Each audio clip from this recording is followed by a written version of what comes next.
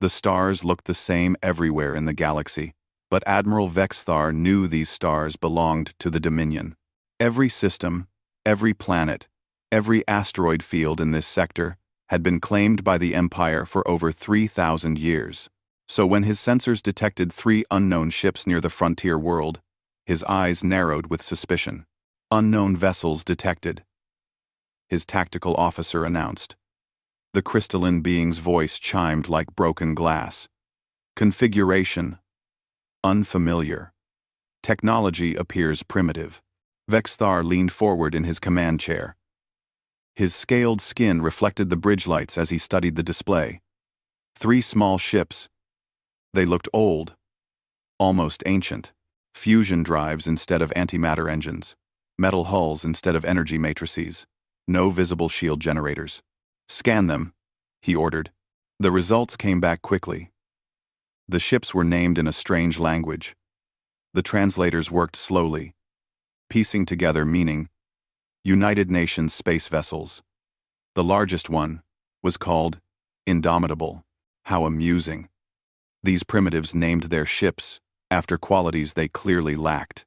Open a channel, Vexthar commanded. Let us educate these newcomers about Dominion law. Across the void of space, aboard the Indomitable, Captain Day 1 was enjoying his coffee. It was real coffee, imported from Earth at enormous expense, and he savored every sip. The bridge crew worked quietly around him, professional and calm. "Sir, we're being hailed," the communications officer said. "Audio and visual. Put it on screen," Day 1 replied, setting down his cup. The alien that appeared on the view screen was impressive. Tall, reptilian, covered in scales that looked like armor. Its eyes were cold and calculating. When it spoke, the voice was harsh and commanding. "Primitive species, you have violated Dominion space. Surrender your vessels immediately and prepare for annexation. Your ships will be confiscated. Your crew will be processed. Resistance will be met with destruction." The bridge fell silent. Day 1 looked at his executive officer, Commander He Jin. She raised one eyebrow, her expression carefully neutral. Around them, the crew exchanged glances. Someone in the back suppressed a snort of laughter. "Did he just call us primitive?" Lieutenant Tae Yang asked from the helm station. "And demand our surrender," He-jin added, before even saying hello. Day 1 picked up his coffee again, taking another sip. He thought about his response carefully. First contact with an alien species was supposed to be handled with diplomacy, respect, and careful protocol. But these aliens had opened with threats and insults. "Open a channel," he said finally. "This is Captain Day 1 of the United Nations Expeditionary Fleet. We appreciate your welcome message, Admiral, but we'll have to respectfully decline your kind offer of annexation. We're just passing through. No harm intended." Vexthar's eyes widened slightly. The primitive had refused. Simply refused. As if the Dominion's demands were optional. "You do not understand your position," Vexthar said slowly. "We have 100 warships in this sector. You have 3 small vessels. Your technology is centuries behind ours. This is not a negotiation." On the Indomitable's bridge, Day 1 looked at his tactical display. 100 ships. That was certainly a lot. Their weapons were energy-based. Probably plasma or particle beams. Their shields looked strong. On paper, the Dominion had every advantage. "Lieutenant Jiwoo," Day 1 said to his weapons officer. "Assessment?" Jiwoo studied her screens. "Their weapons are line-of-sight energy projectors, sir. Effective range, about 200,000 kilometers. Shield frequency is standard electromagnetic. Their targeting systems look automated, probably computer-controlled. Weaknesses? Their ships are big, slow to maneuver. Their weapons have a charge cycle of approximately 3 seconds between shots. And sir?" She looked up with a slight smile. "I don't think they've ever fought anyone who shoots back." Day 1 nodded slowly.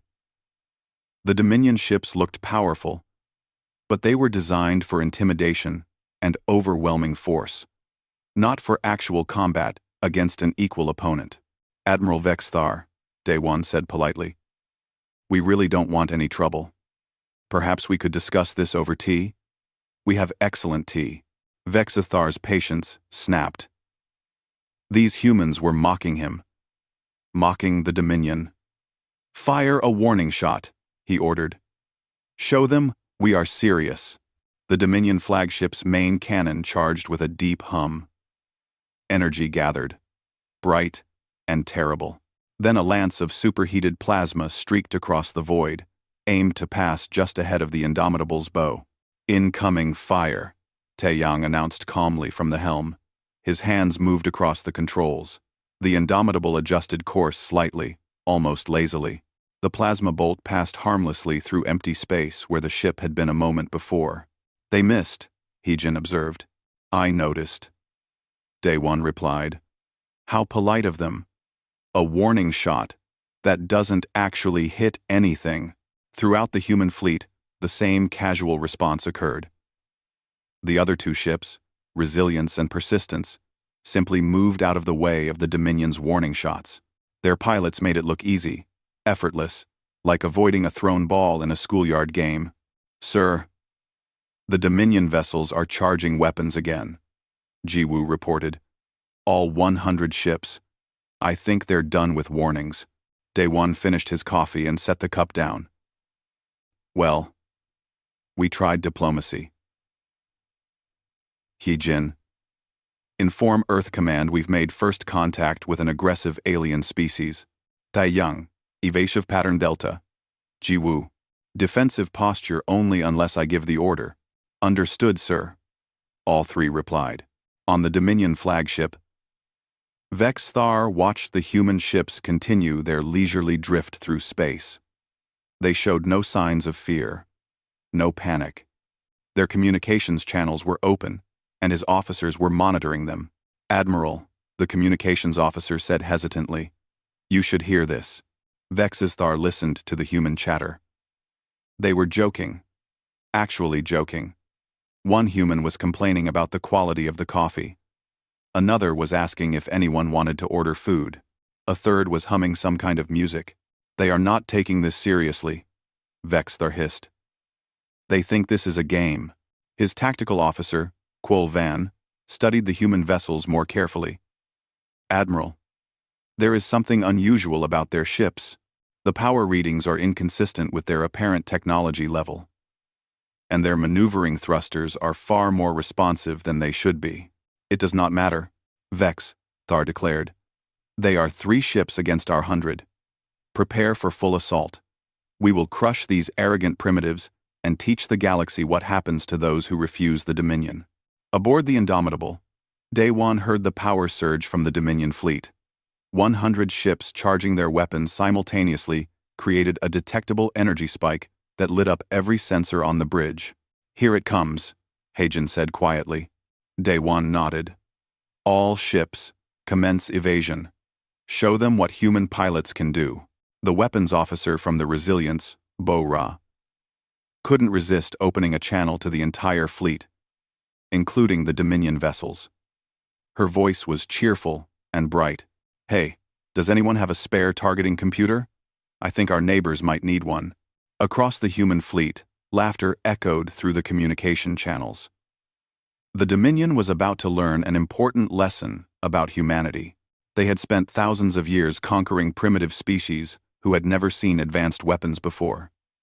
They had never fought anyone who fought back with skill, experience, and a sense of humor.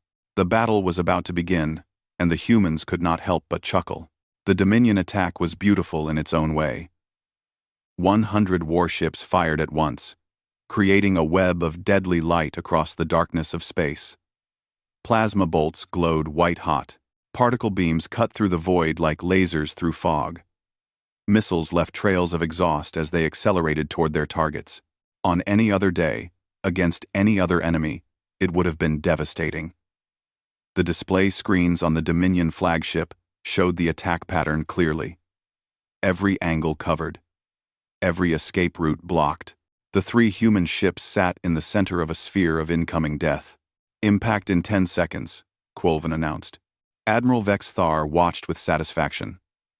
This battle would be over quickly. The primitives would be destroyed, and the Dominion's reputation would remain intact. Perhaps their debris would serve as a warning to other species who thought about refusing annexation. 5 seconds to impact. On the Indomitable, Lieutenant Taeyang was humming. His hands moved across the helm controls with practiced ease, making tiny adjustments to the ship's position and velocity. Incoming fire, Lieutenant Jiwoo said calmly, watching her tactical display. Approximately 2,000 individual projectiles and energy weapons. Time to impact. 5 seconds. Recommendations? Captain Daewon asked. Jiwoo glanced at her captain with a slight smile. Coffee, sir. This will take a minute. 3 seconds, Taeyang said, still humming. Commander Hee-jin watched the incoming fire on the main view screen. It looked impressive. The Dominion had put real effort into this attack. Too bad they had never fought anyone who could actually dodge. 2 seconds. The human ships moved. Not slowly. Not desperately. They moved with the kind of precision that came from years of training and technology the Dominion had never imagined. The Indomitable slipped sideways, rotated 30 degrees, dropped down relative to the plane of attack, then accelerated forward. Every movement was calculated, efficient, and perfectly timed. Around it, the resilience and persistence performed their own dance.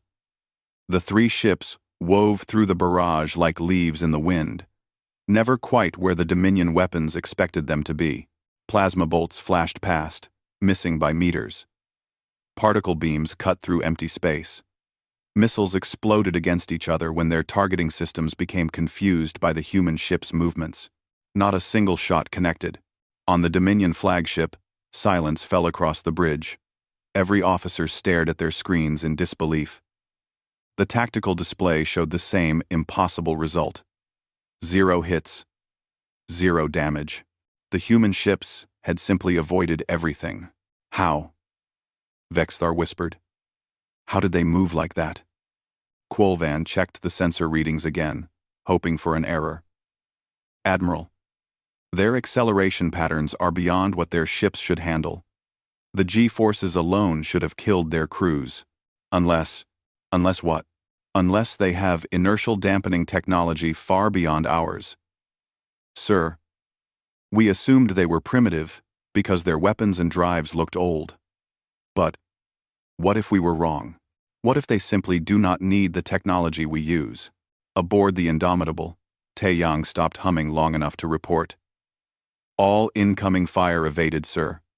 No damage to any vessel. Well done, Daewon said. He looked at Jiwoo. Now, I believe we should respond. We do not want them to think we are rude. Recommendations, sir? 1 shot. Center mass on their flagship. Let us not be excessive. Jiwoo nodded and targeted the Dominion command vessel. The Indomitable's main railgun was not fancy. It was just a long magnetic accelerator that threw solid metal very, very fast. Humanity had been using railguns for over a century. They were reliable, simple, and devastatingly effective. Firing, Jiwoo said. The railgun fired with a deep thrum that vibrated through the ship's hull. A tungsten slug, 20 kilograms of dense metal, accelerated down the barrel. In less than a second, it reached 3% of light speed. Then, it crossed the distance to the Dominion flagship in the blink of an eye. The Dominion shields were designed to stop energy weapons. They could disperse plasma, deflect particle beams, and absorb laser fire. They were not designed to stop a solid chunk of metal moving at relativistic speeds. The tungsten slug hit the flagship's shield and punched through like it was not there. It continued into the hull, coring through 17 decks in a perfectly straight line. Bulkheads meant nothing. Armor plating might as well have been paper. The slug exited the other side of the ship and continued into deep space, still traveling fast enough to be dangerous to anything unlucky enough to be in its path. Alarms screamed across Vexthar's bridge. Emergency lights flashed red. The ship shuddered from the impact, and damage reports flooded in from every affected deck. "Report!" Vexthar roared. "Hull breach on decks 7 through 23, an officer called out. "Emergency force fields holding. 17 crew dead. 43 injured. Main power conduit severed. Backup systems engaged." "What hit us?" Vexthar demanded. "What kind of weapon was that?" Quolvan studied the sensor logs, replaying the attack in slow motion. "A solid projectile, Admiral. Simple metal. Mass, approximately 20 kilograms. Velocity measured at 3% light speed. That is impossible. No species uses kinetic weapons at those velocities." "Is apparently within human capability, sir." Quolvan's crystalline form seemed to dim slightly. "Our shields are designed for energy weapons. They cannot stop solid matter moving that fast. And sir, that was only one shot. They have 3 ships." From the Persistence, Captain Sungmin's voice came over the open communication channel. He sounded friendly, almost cheerful. "Warning shot, acknowledged. We can provide another demonstration if you would like. Or perhaps we could discuss this situation over tea? We mentioned we have excellent tea." Number. Vexthar stared at the communication panel. A warning shot. The humans had cored through his flagship and called it a warning shot. "Admiral," one of his officers said hesitantly, "the fleet is awaiting orders. Should we continue the attack?" Vexthar looked at his tactical display. His fleet still outnumbered the humans 100 to 3. His ships still had overwhelming firepower. But the humans had just demonstrated 2 terrifying capabilities. They could avoid his weapons with ease, and their own weapons could bypass his defenses entirely. "Hold position," Vexthar ordered. Aboard the Resilience, Engineer Bo Ra was laughing. "Did you see that? 1 shot, and they stopped shooting. I think we scared them." Her captain, a woman named Hana, shook her head with a smile. "We did warn them. They chose not to listen." "Should we have used a smaller round?" Bora asked. "No," Hana replied. "They attacked first. They needed to understand we can defend ourselves. Better they learn now than after more people get hurt." In the space between the 2 fleets, there was a strange pause. The Dominion ships held their positions, weapons still charged but not firing. The human ships drifted calmly, as if they were on a peaceful exploration mission rather than facing down an empire's military might. Captain Daewon opened a private channel to his fellow captains. "Thoughts?" "They are confused," Captain Sungmin said. "They expected us to be helpless. Now they do not know what to do." Captain Hana added, "We should give them time to think. Scared people make bad decisions. Let them calm down." "Agreed," Daewon said. He opened a channel to the Dominion flagship. "Admiral Vexthar, we do not want war. We were simply passing through this region. If we have violated your territory, we apologize. Perhaps we can discuss boundaries and navigation rights." Vexthar heard the humans' words. They sounded reasonable, diplomatic even, but he could also hear the underlying message. The humans were not afraid. They were offering peace from a position of strength, not weakness. "You destroyed my ship," Vexthar said coldly. "We put a hole in it," Daewon corrected gently. "If we wanted to destroy it, we would have used more than 1 round. And Admiral, you fired first. We simply returned the favor." The truth of that statement hung in the air. The Dominion had attacked. The humans had defended themselves. And now the mighty Dominion fleet was hesitating, uncertain, facing 3 small ships that refused to behave like primitives should. Vexthar realized he had made a terrible mistake. He had assumed these humans were weak because their technology looked old. But perhaps their technology looked old because it worked, because they had refined it over centuries of use, because they did not need to constantly update and change when what they had was already perfect for their needs. I must consult with my superiors, Vexthar said finally. Maintain position. Do not leave this system. We will stay right here, Day One promised. And Admiral? The offer of tea remains open. The channel closed. Across both fleets, crews waited to see what would happen next. Admiral Vexthar's call for help brought results he had not expected. Within 6 hours, 300 additional Dominion warships arrived in the system. They came through jump points like metal rain, filling the space around the 3 human vessels with overwhelming force.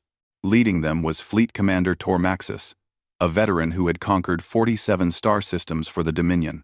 His ship, a massive dreadnought called Eternal Victory, dwarfed even the largest vessels in Vexthar's fleet. Its weapons could crack planets. Its shields could withstand sustained bombardment from an entire fleet. Tormaxis reviewed the battle reports with growing disbelief. 3 human ships had humiliated 100 Dominion vessels. Impossible. Yet the sensor logs did not lie. The humans had dodged thousands of shots and disabled the flagship with a single primitive kinetic round. This ends now, Tormaxis declared. We will show these primitives what real power looks like. On Earth, in the United Nations Space Command headquarters, Admiral Kyung-soo received the report from the frontier. 3 of his ships were surrounded by 400 alien vessels. The situation was bad and getting worse. Send reinforcements, he ordered. Everything we can spare. And get me Captain Yoon-ji. 12 more human ships jumped into the system 8 hours after the Dominion reinforcements arrived.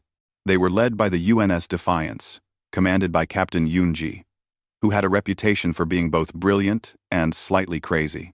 When Yoon-ji saw the tactical display showing the odds, she opened a channel to Day One. 3 ships against 400?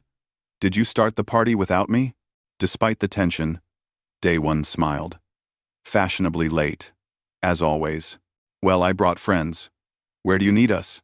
Tormaxis watched the human reinforcements arrive and felt confident. 15 human ships against 400 Dominion vessels. The math was simple. The outcome, certain.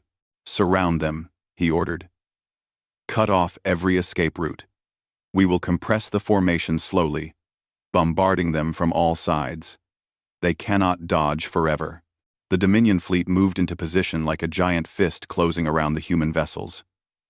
It was a classic containment maneuver, used successfully in hundreds of campaigns. The humans would have nowhere to run, nowhere to hide. Eventually, their luck would fail, and the Dominion's superior numbers would prevail. Aboard the Indomitable, Captain Day One gathered his fellow captains for a video conference. 15 faces appeared on his screen, representing the cream of humanity's military command. They are trying to box us in, Captain Sungmin observed. Standard encirclement, probably planning to wear us down with sustained fire. Boring, Captain Yoonji said. I hate boring. Suggestions? Day One asked.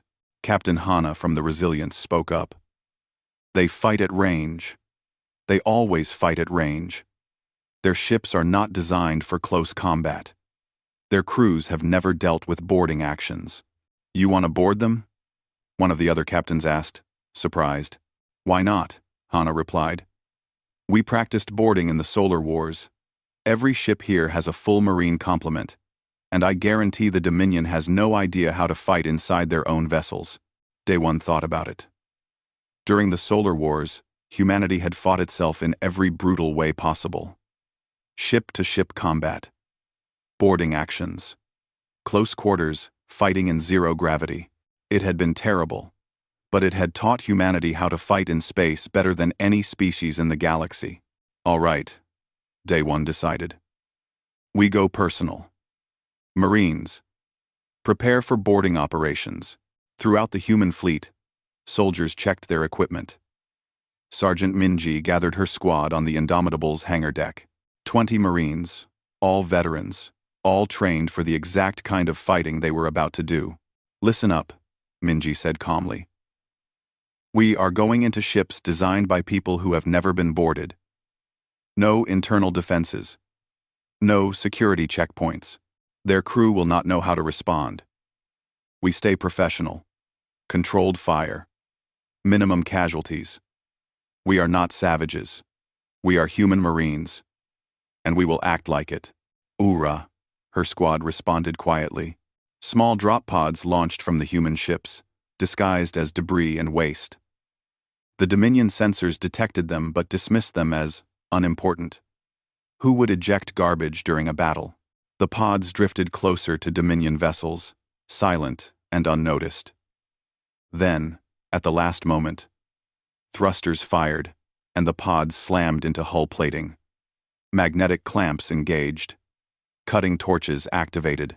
On the Dominion cruiser Relentless Conquest, the first warning came when a section of outer hull simply fell away. Atmosphere vented briefly before emergency systems sealed the breach. Then, armored figures climbed through the hole. The bridge crew saw the intruders on internal sensors and panicked. "We are being boarded. Enemies inside the ship." The captain stared in confusion. How? How is that possible? What do we do? Someone asked. Nobody knew. The Dominion military had no protocols for repelling boarders. Why would they? Battles were fought at hundreds of thousands of kilometers range. Nobody had boarded a Dominion ship in living memory.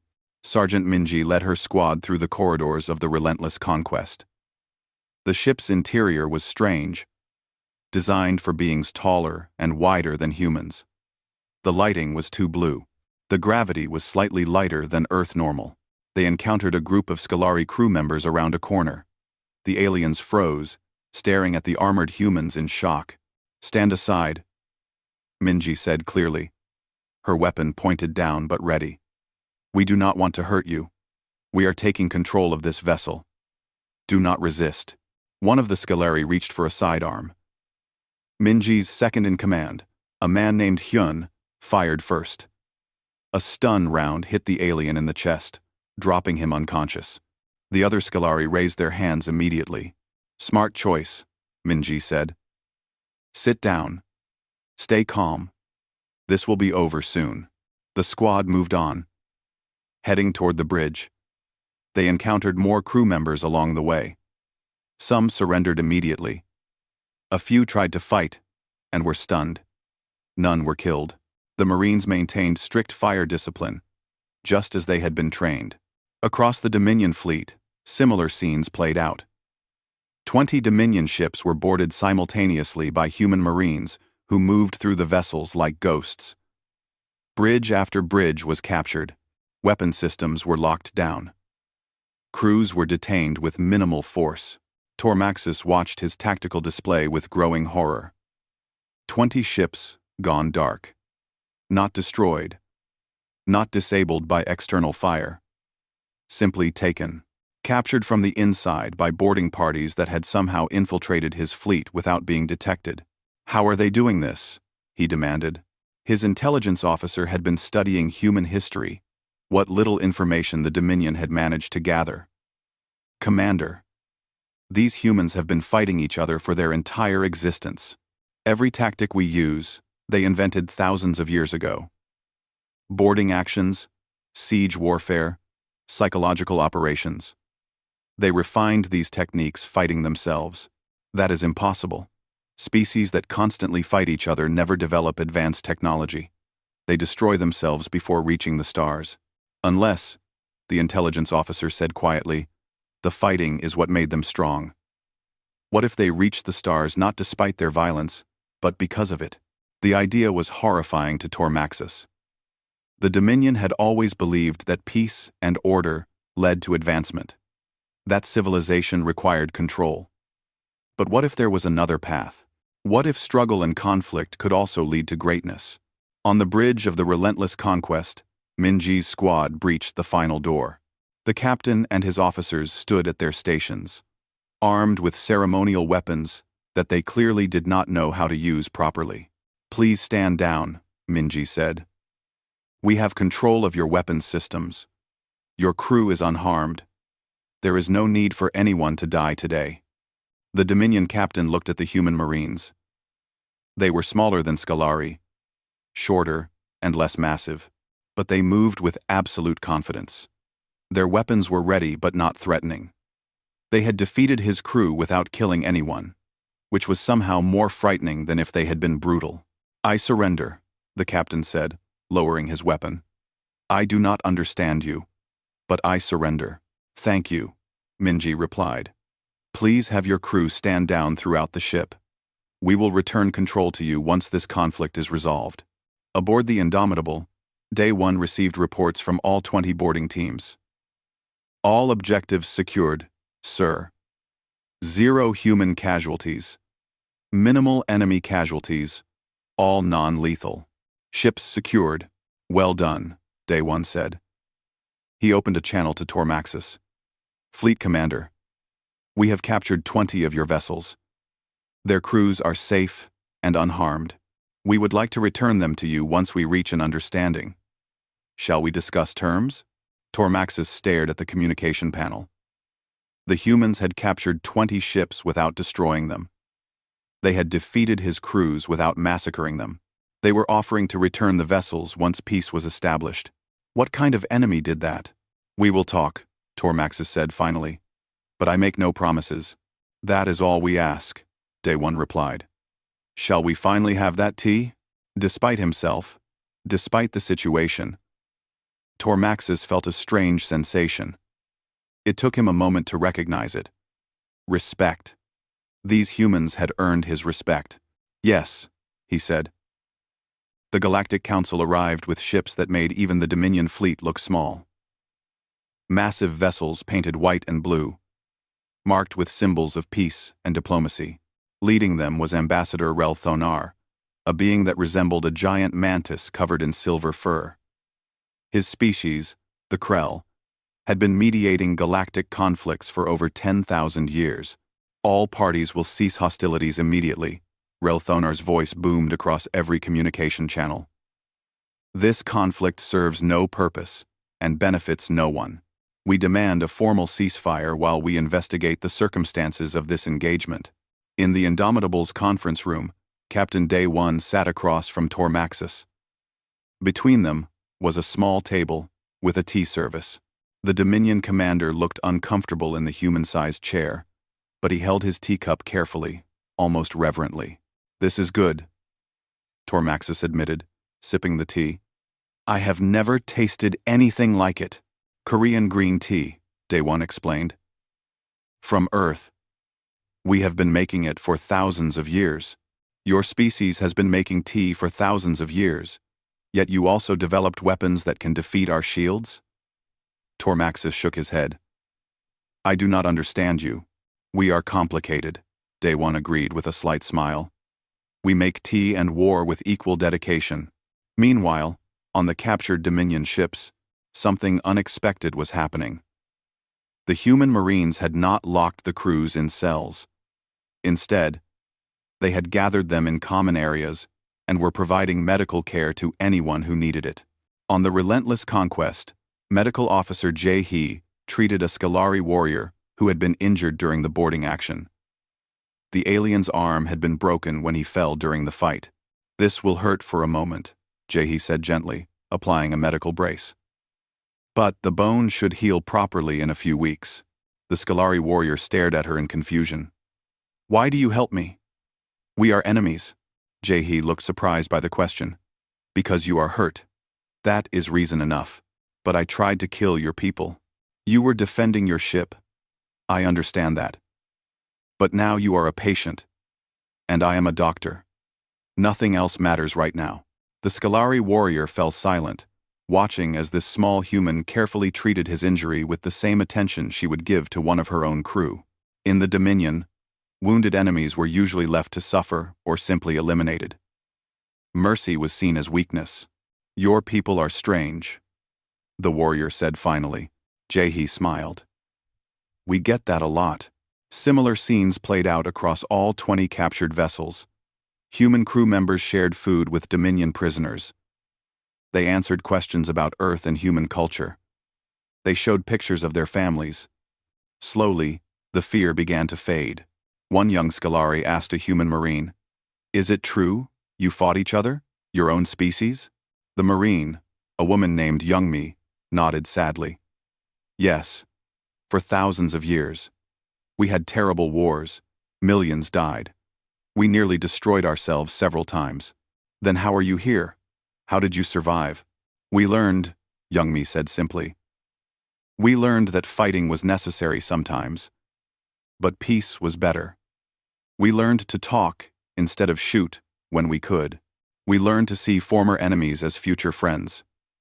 She paused. It was hard. It took a long time. But we figured it out. The bitter are working. Low. The young Scolari absorbed this information. In the Dominion, different species never mixed. Each had their place, their role. The idea that former enemies could become allies was foreign, almost heretical. Aboard the Galactic Council flagship, Ambassador Relthanar reviewed the evidence with his team. Sensor logs from both sides, communication recordings, testimony from witnesses. The facts are clear, one of his advisors said. The Dominion attacked first. The humans defended themselves with minimal force necessary. They could have destroyed the Dominion fleet, but chose to capture ships instead. The humans also show remarkable restraint, another advisor added. 0 enemy fatalities during boarding actions. All prisoners treated according to the highest standards of the Galactic Conventions. Even though humans are not signatories to those conventions, Relthanar studied the holographic display showing the current positions of both fleets. What puzzles me is why they fought at all. The humans could have simply left the system when first contacted. Why stay and risk war? His lead analyst, a being of pure energy contained in a crystalline matrix, pulsed thoughtfully. I believe it was a matter of principle. Ambassador, the humans were told to surrender and submit to annexation. They refused on principle, not out of aggression. They will not be bullied. Dangerous, Relthanar mused, but admirable. Captain Day 1 was summoned to the Council flagship for questioning. He went alone, as requested, wearing his formal uniform.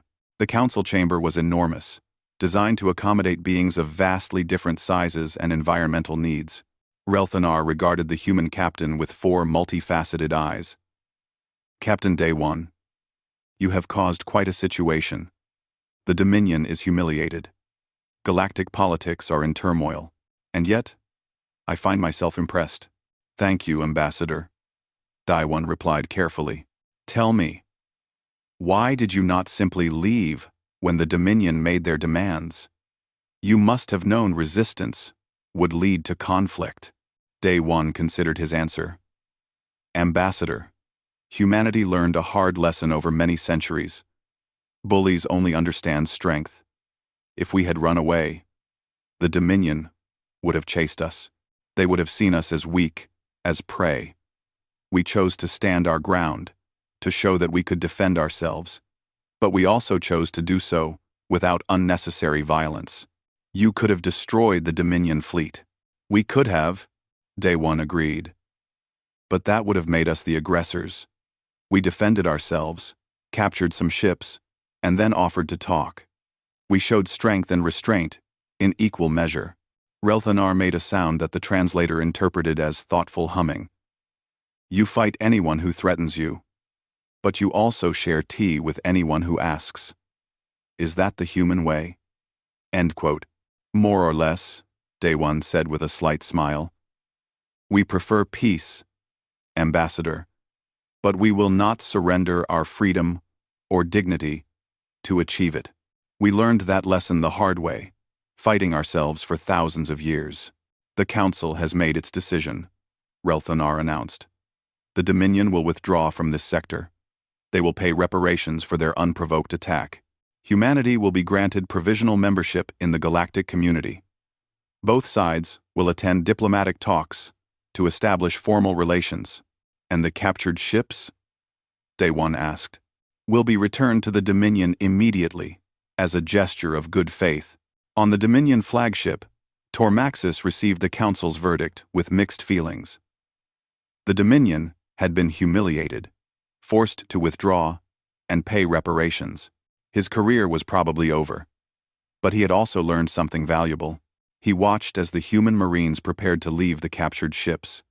They returned all equipment. They repaired damage caused during boarding. They even left behind medical supplies, and some of that excellent tea. Sergeant Minji met with the captain of the relentless conquest one final time. "Your ship is yours again, Captain. We apologize for any inconvenience."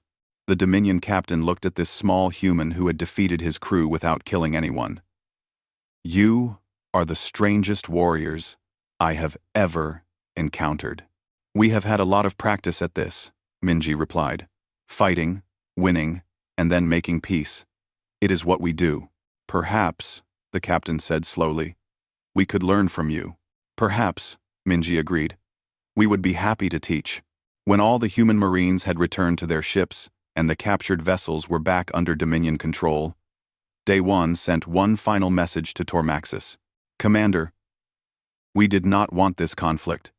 We hope it can be the beginning of understanding, instead of the start of a war. If you ever want to talk, to learn, to share ideas, we are here. The offer of tea is always open." Tormaxis looked at his communication panel for a long moment. Then he typed a response. "I would like that, Captain. I would very much like that." Across the sector, 2 fleets began to disengage. The crisis was over. But something new had begun. The galaxy had just learned that humanity existed, and humanity was unlike any species they had ever encountered. Strong enough to fight, wise enough to seek peace, strange enough to offer tea to their enemies. The news spread quickly through the galactic networks. Within days, every species in known space had heard about the humans, the small species that had defeated the mighty Dominion with 3 ships and then offered to return their prisoners over tea. Some species were frightened. Others were curious. All of them wanted to know more. And humanity, patient and persistent, was ready to show them. 3 months had passed since what the galaxy now called the Tea War. The name had stuck, much to the amusement of humans everywhere. Earth's diplomats tried to call it the First Contact Incident, or the Frontier Conflict. But everyone else in the galaxy preferred Tea War. Captain Yunji stood on the bridge of the Defiance, watching a convoy of merchant ships pass through what used to be dangerous Dominion space. Her ship and 3 others provided escort, ensuring the traders could move safely between human and alien worlds. "This is boring," she told her first officer. "You do not miss the shooting," her first officer replied. "You miss the excitement." "Same thing. Not even close." While Yunji complained about peaceful escort duty, something more interesting was happening throughout the galaxy. Human culture was spreading faster than anyone had expected. On the crystalline world of Quol 7, strange entertainment programs from Earth had become incredibly popular. The Quol species, beings of living crystal who communicated through light patterns, had discovered Korean dramas. They did not fully understand the emotions being displayed, but they found them fascinating. "Why does she not simply tell him her feelings?" one Quol asked another while watching a romantic drama. "It is called dramatic tension," the other Quol explained. Apparently, humans enjoy delaying resolution for emotional impact. Strange creatures, but interesting. On trade stations throughout known space, small establishments began appearing with a common theme. Coffee shops. Humans had brought coffee to the galaxy, and the galaxy was developing a serious addiction. A Scalari merchant named Krovnal had opened such a shop on Station Theta 9. He had learned to make coffee from a human trader, and now served it to dozens of species daily. "This beverage is bitter," a customer complained. "You need sugar," Krovnal explained patiently. "And milk. Here. Try again." The customer sipped the modified coffee and their eyes widened. "This is wonderful. What is it called?" "Latte," Krovnal said proudly. "It is a human creation. They have hundreds of ways to prepare coffee." Human food was also becoming popular. On a dozen worlds, restaurants serving Korean barbecue had opened. The concept of cooking your own meat at the table confused many aliens at first, but the taste won them over. Meanwhile, more serious changes were happening in Dominion space. The humiliation of defeat had sparked a crisis in their government. Younger officers who had met humans during the conflict were questioning the old ways. Tor Maxis had been stripped of his command, as expected. But instead of being imprisoned or exiled, he had been assigned as a liaison to human forces. What his superiors meant as punishment had become something else entirely.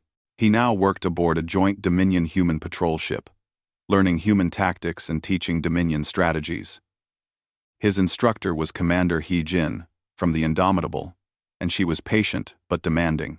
"You rely too much on overwhelming force," He Jin explained during a tactical simulation. "What happens when you face an enemy you cannot overwhelm?" "We bring more ships," Tor Maxis replied. "And if that is not possible?" Tor Maxis thought about it. In Dominion doctrine, there was no answer to that question. You always brought overwhelming force. You always had superior numbers. To do otherwise was to risk defeat. "I do not know," he admitted. "Then you learn to be clever," Heijin said. "You learn to use what you have more effectively. You learn to think like your enemy. You learn to adapt. The Dominion has always won through superior strength. Until you met us," Heijin pointed out gently. "Tor Maxis. Strength is important. But intelligence, creativity, and adaptability matter just as much. Sometimes more." These lessons were hard for Tor Maxis. They challenged everything he had been taught. But he could not deny their effectiveness. The humans had proven their methods worked. On Earth, in the United Nations headquarters, Admiral Kyung-soo reviewed reports from across human space. Trade agreements were being signed. Cultural exchanges were happening.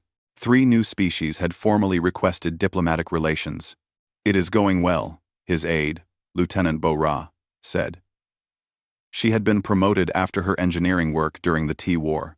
"Too well," Kyung-soo said. "I do not trust it." "Sir, the galaxy is too big, Bo-ra. We have made friends in one sector, but there are thousands of other sectors. Millions of worlds. Not all of them will be friendly." As if on cue, an alert appeared on his screen. Intelligence reports from deep space. Long-range sensors had detected something concerning. Ships. Lots of ships. Coming from beyond known space. "Get me the council," Kyung-soo ordered. "Now." Ambassador Relthanar received the human warning with grave concern. The sensor data was clear. A fleet of unknown origin was approaching from the galactic rim. Thousands of ships. Their technology was different from anything in Council records. "How long until they reach inhabited space?" Relthanar asked. 3 months. A Council analyst replied. "Maybe 4, if they slow down." "What are their intentions?" "Unknown. They have not responded to any hails. They simply advance." Relthanar made a decision. "Summon representatives from all major species, including humanity. We must prepare for first contact with this new threat." The council meeting was tense. Dozens of species sent their best diplomats and military leaders. The Dominion sent a delegation led by Admiral Vexthar, who had been reinstated after the Tea War, proved his warnings about human capabilities had been correct. Captain Day-1 represented humanity, along with Admiral Kyung-soo and 3 other senior officers. "The approaching fleet is massive," Vexthar admitted. "Larger than anything the Dominion has ever assembled. If they are hostile, we cannot defeat them alone. Nor can the Council," Relthanar added. "We need a unified response. A coalition," Day-1 suggested. "Combine our fleets, share our technology and tactics. Work together." "The Dominion does not share its technology," one of Vexthar's subordinates objected. "Then the Dominion will face this threat alone," Kyung-soo said bluntly. "And you will lose. We all will." Vexthar looked at the human admiral. They had been enemies 3 months ago. Now they might need to be allies. "What do you propose?" Vexthar asked. "Joint task force," Kyung-soo replied. "Human ships, Dominion ships, Council ships, combined command, shared intelligence. We pool our strengths and cover each other's weaknesses." "And who commands this task force?" someone asked. "We all do," Day-1 said. representatives from each major species. Joint decisions. No one species has total authority. It was a radical idea. Species in the galaxy rarely cooperated on such a scale. But the alternative was facing an unknown threat, divided and weak. I agree, Relthanar said. The Council supports this proposal. Vex Thar looked at his delegation. They seemed uncertain, afraid. But fear could lead to wisdom. The Dominion also agrees, Vex Thar said finally. One by one, other species added their support. Within hours, the Galactic Defense Initiative was formed. Ships from dozens of worlds began gathering at rally points. Human officers shared their tactical knowledge. Dominion engineers explained their shield technology. Council scientists provided long-range sensor networks. Aboard the Indomitable, now flagship of the human contingent, Day One met with his command staff.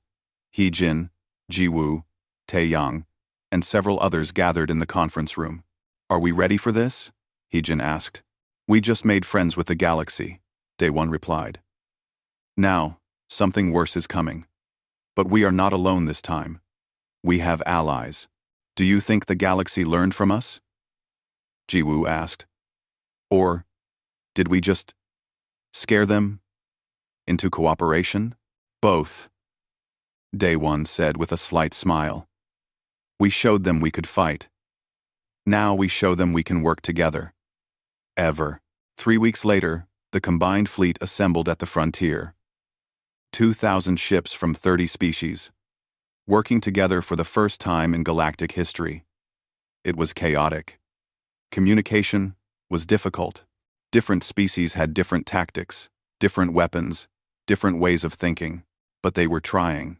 On the bridge of the joint command ship, Day One stood beside Vexthar and Relthanar. The three commanders watched the approaching unknown fleet on the main screen. Are you afraid? Vexthar asked quietly.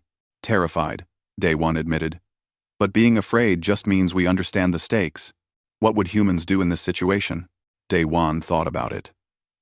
We would try to talk first. See if we can avoid bloodshed. If that fails, we fight with everything we have. And if we survive, we try to make peace afterward. Your species is very strange, Vexthar said. We get that a lot, Day One replied with a grin.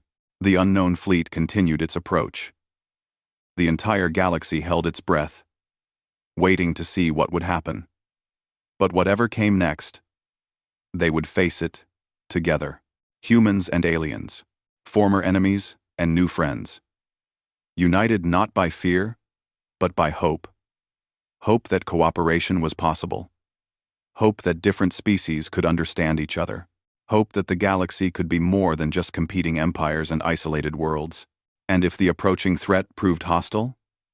Well, they had learned something important during the T-War. Humans knew how to fight. More importantly, they knew how to help others fight better. The galaxy was about to discover whether that would be enough. Far below, on hundreds of worlds, people watched the news. Families gathered around screens. Children asked their parents what was happening. Some were afraid. Others were excited. On Earth, in a small apartment in Seoul, Tae Yang's mother watched her son on the news broadcast. He was at the helm of the Indomitable, ready to face the unknown.